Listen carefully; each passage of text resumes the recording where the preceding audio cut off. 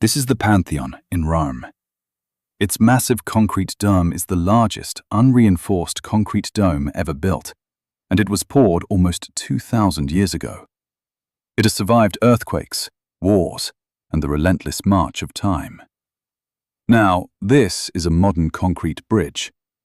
It's engineered with all our advanced knowledge and designed to last maybe 50 years before needing major repairs.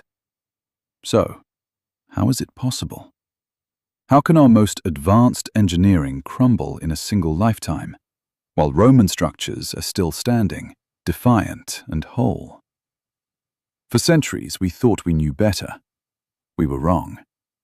In a recent breakthrough, scientists finally discovered that the Romans weren't just building with concrete. They were building with a living material designed to heal itself. And the secret was hiding in plain sight the entire time. Let's be real. We have a concrete problem. It's the second most used material on the entire planet, right after water. We use it to build our entire world, from our homes and hospitals to the roads and bridges that connect us.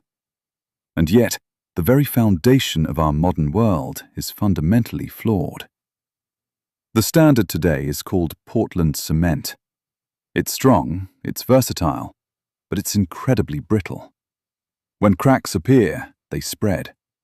Water gets in, it freezes, and it expands. If there's steel rebar inside, it rusts and expands, pushing the concrete apart from within. A tiny fissure becomes a structural failure just waiting to happen. That 50-year lifespan isn't a suggestion, it's an expiration date. And the environmental cost? It's staggering. Making modern cement requires heating limestone to extreme temperatures. It's so energy-intensive, but cement production alone is responsible for about 7 to 8% of all global greenhouse gas emissions. We are literally cracking our planet to build structures that will, themselves, inevitably crack and crumble. For centuries, we've just accepted this as the price of progress. But what if it's not? What if the answer was to actually take a step backward? 2,000 years ago, Roman engineers were building on a scale that is still absolutely breathtaking. They constructed vast networks of aqueducts that carried water for hundreds of miles, and some of them still deliver water to Rome today. They built massive amphitheaters like the Colosseum and sprawling port facilities. And they built them to last, using a material called opus caementicium, Roman concrete. For a long, long time, the leading theory for its incredible durability was one key ingredient: pozzolanic ash. This was a special kind of volcanic ash, originally found near Pozzuoli, that the Romans prized so highly they shipped it across the entire empire. When you mix this ash with lime and water, it helps form a uniquely stable and powerful binder. And in seawater, it performed miracles. When seawater seeps into Roman seawalls, it triggers a chemical reaction that actually grows new, interlocking mineral crystals, making the concrete stronger over time. For decades, scientists thought that was the whole story. Volcanic ash was the magic ingredient, case closed. But there was this one nagging detail, a strange anomaly that didn't quite fit. You could see it in nearly every sample of Roman concrete, and we just dismissed it as a mistake. If you look closely at a broken piece of Roman concrete, you'll see them.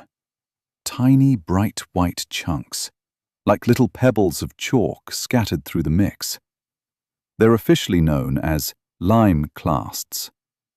For generations, the official explanation from historians and scientists was simple. This was just sloppy mixing. The Romans, for all their genius, must have been a bit careless. Maybe they didn't mix their lime binder thoroughly enough. As MIT professor Admir Masick, a lead researcher in this field, put it, the idea that the presence of these lime clasts was simply attributed to low-quality control always bothered me. I mean, why would a culture so meticulous, a people who engineered structures to perfection, consistently make the same mistake over and over in every corner of their vast empire? It just didn't add up. The assumption was that we, with our modern labs and computerized mixers, knew better. That arrogance blinded science to the truth for decades. The flaw wasn't a flaw. It was the secret. The breakthrough came from a team of researchers at MIT and Harvard who decided to investigate these mysterious lime clasts not as a mistake, but as an intentional feature. Using advanced imaging techniques, they analyzed 2,000-year-old concrete samples from the ancient Italian city of Privernum. What they found rewrote history. The lime clasts weren't just unmixed lime. Spectroscopic analysis showed they had been formed at extremely high temperatures. We're talking potentially over 200 or even 400 degrees Celsius. This was the smoking gun. It proved the Romans weren't using slaked lime, which is lime pre-mixed with water into a paste. They were using quicklime. Quicklime, or calcium oxide, is what you get when you first cook limestone. It's highly reactive, and when you add water to it, it sets off a powerful exothermic reaction, generating incredible heat. The Romans weren't mixing cold, they were hot mixing. This process does two things. First, the heat helps create chemical compounds that don't form in modern concrete, making the material stronger and helping it set faster. But more importantly, it creates the lime clasts. By adding quicklime directly into the mix, these small, brittle pockets of highly reactive calcium are preserved within the finished concrete. These weren't a sign of sloppy work. They were intentionally created, microscopic repair kits embedded directly into the structure. This rediscovery of lost technology is fundamentally changing how we see the past and how we can build the future. If you want to learn more about forgotten knowledge and ancient secrets that are defying modern science, take a moment to subscribe and hit the bell. You won't want to miss what we uncover next.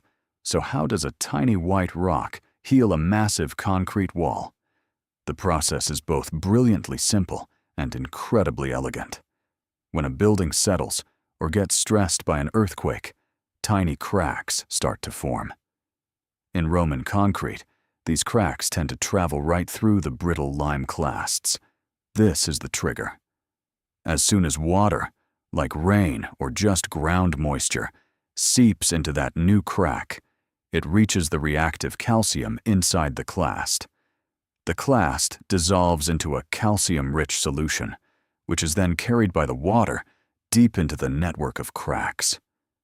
Once there, the calcium solution recrystallizes into calcium carbonate, basically forming new limestone that plugs the crack. Or it can react with the surrounding pozzolanic ash to form even more of that durable interlocking binder. Within weeks, the crack is sealed, healed from the inside out.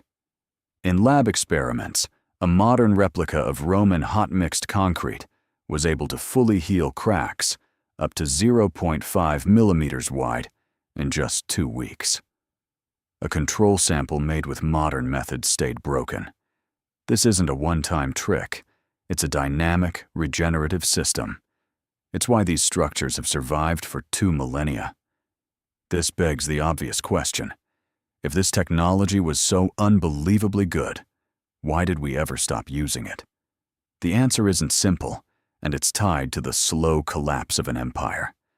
The knowledge of Roman concrete didn't just vanish overnight.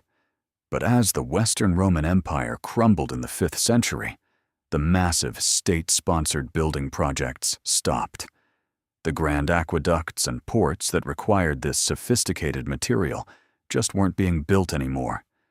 Trade routes that carried essential ingredients like pozzolana from Italy broke down. Construction became smaller, more local.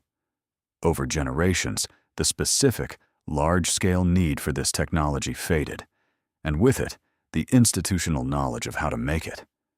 When concrete was reinvented in the 18th and 19th centuries, the focus was completely different.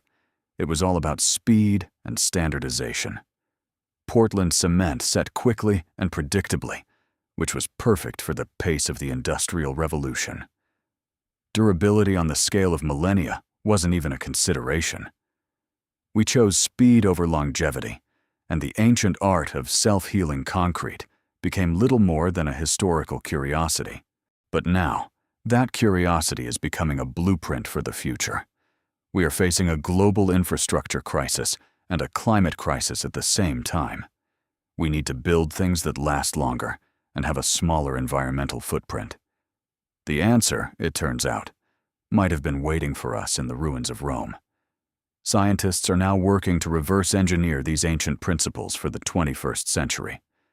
Professor Mazik has co-founded a company, DMAT, to commercialize modern construction materials inspired by Roman hot-mixing chemistry.